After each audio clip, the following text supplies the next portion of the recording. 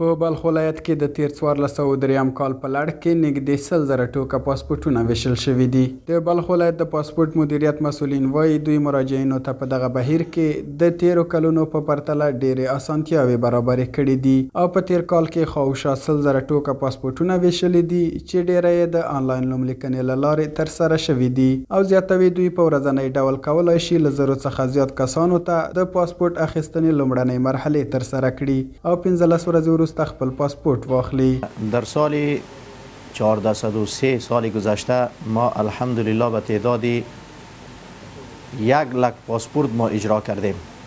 اگر هرگاه به هر هموطن ما پاسپورت ضرورت باشد همان ساعت از خانه خود بیرون شود و به اداره پاسپورت مراجعه بکند، انشالله در ظرف 1 ساعت مراحل پاسپورت خود را تکمیل میکنه و به مدت 15 روز پاسپورت آنها از مرکز دوباره برایشان تحویل داده می شود. د غراض د بلخ ولایت د پاسپورت مدیریت مسؤلین زیاتوي چې د بلخ له تاریخي او تفریحي سیمو څخه د بهرنیو وګړو د لیدنې په موخه دوی بهرنیو اتباعو ته له 400 څخه زیاتې ویزې هم صادرې کړي دي او د کمیشن په برخه کې اداري فساد د صفر تر کچې را رسولی دی.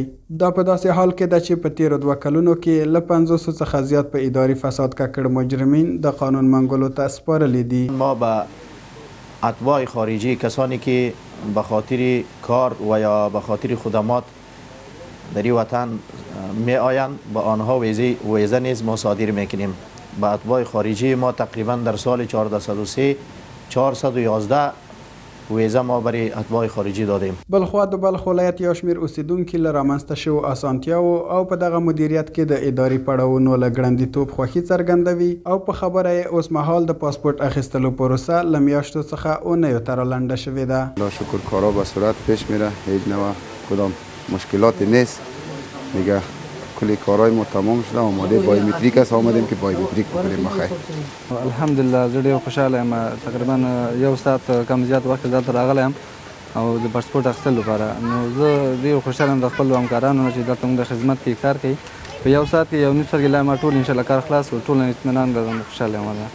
د یادولو وړ ده چې د بلخ ولایت د پاسپورت مدیریت سربیره د احصایې، مستوفیت، د افغانستان بانک او په نورو اړوند اداراتو کې د خلکو ستونزو او غوښتنو ته پر وخت رسیدنه هغه څه دي چې خلکو ته د پخوا په پرتله د پاسپورت اخیستلو په برخه کې اسانتیاوې رامنځته کړي دي. ضابط خان انځور، افغان نیوز، مزار شریف.